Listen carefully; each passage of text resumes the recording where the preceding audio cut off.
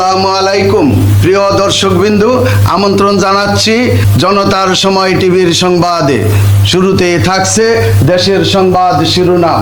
শেখ হাসিনাকে ফিরিয়ে আনার বিষয়ে যা বললেন তৌহিদ হোসেন। এবার দেখবেন বিস্তারিত।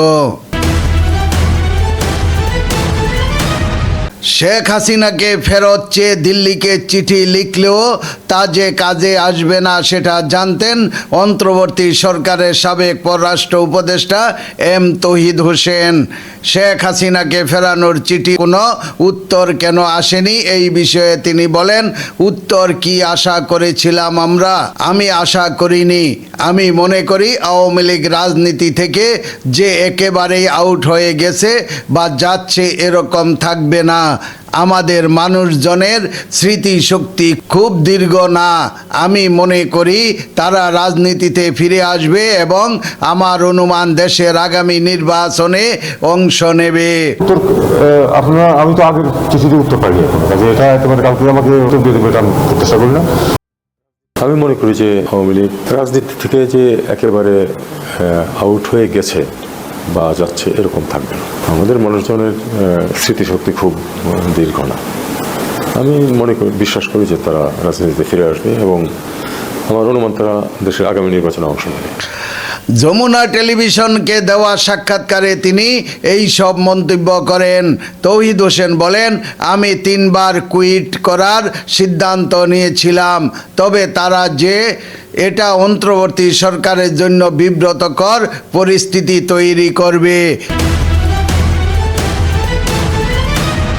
জুলাই গণ অভ্যুত্থানে ডিপ স্টেট সক্রিয় ছিল কিনা উপস্থাপকের এমন প্রশ্নের জবাবে তৌহিদ হোসেন বলেন, ডিপ স্টেট সমস্ত পৃথিবীতে প্রতিটা ঘটনার সঙ্গেই জড়িত থাকে। পৃথিবীতে প্রতিটি ঘটনাতেই ডিপ স্টেট কোনো না কোনোভাবে জড়িত থাকে। ডিপ স্টেট ইনভলভ হয়, তবে স্রোতের বিপরীতে না। তারপর তারা সেটা ম্যানিপুলেট করবে। ডিপ স্টেট সমস্ত পৃথিবীতে প্রতিটা ঘটনার সাথেই জড়িত থাকে। পৃথিবীতে কিছুই ঘটে না যেটাতে ডিপ স্টেট কোনো না কোনো ডিপ স্টেট কোনো না কোনোভাবে জড়িত থাকে না। ডিপ স্টেট ইনভলভ হয়, কিন্তু স্রোতের বিরুদ্ধে না। তারপরে সেটাকে তারা ম্যানিপুলেট করবে। কিচেন ক্যাবিনেটের বিষয়ে কথা শোনা যায় সাবেক পররাষ্ট্র উপদেষ্টার মুখে। তিনি বলেন, কোনো একটা উপলক্ষ যমুনাতে কিচেন ক্যাবিনেটের মিটিংয়ে আমাকে যেতে হয়েছিল।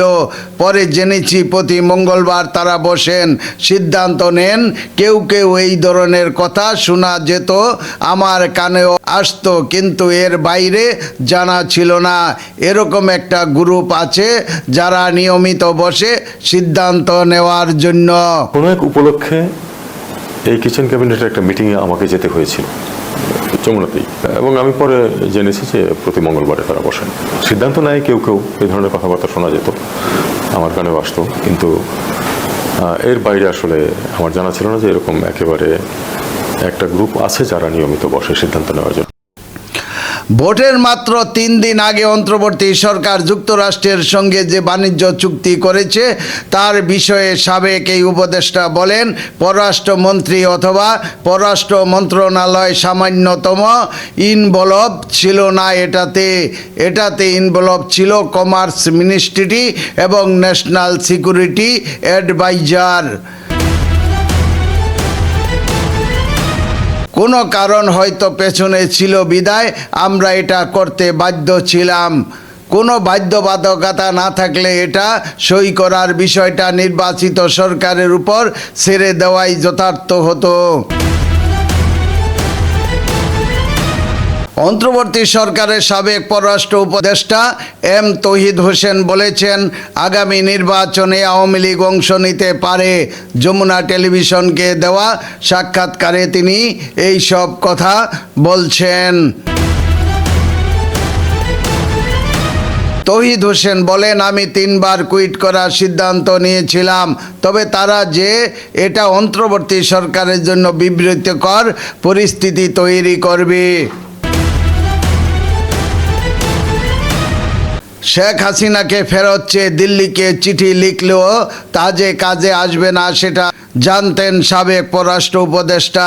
শেখ হাসিনাকে ফেরানোর চিঠির কোনো উত্তর কেন আসেনি এই বিষয়ে তিনি বলেন, উত্তর কি আশা করেছিলাম আমরা? আমি আশা করিনি। আমি মনে করি যে আওয়ামী লীগ রাজনীতি থেকে যে একেবারে আউট হয়ে গেছে তা যাচ্ছে না, এরকম থাকবে না। আমাদের মানুষজনের স্মৃতিশক্তি খুব দীর্ঘ নয়। আমি মনে করি তারা রাজনীতিতে ফিরে আসবে এবং আমার অনুমান দেশের আগামী নির্বাচনেও অংশ নেবে। প্রিয় দর্শকবিন্দু, আজকের প্রতিবেদন এই পর্যন্তই শেষ করছি আমি মনসুর রহমান পাশা, জনতার সময় টিভি। আল্লাহ হাফেজ।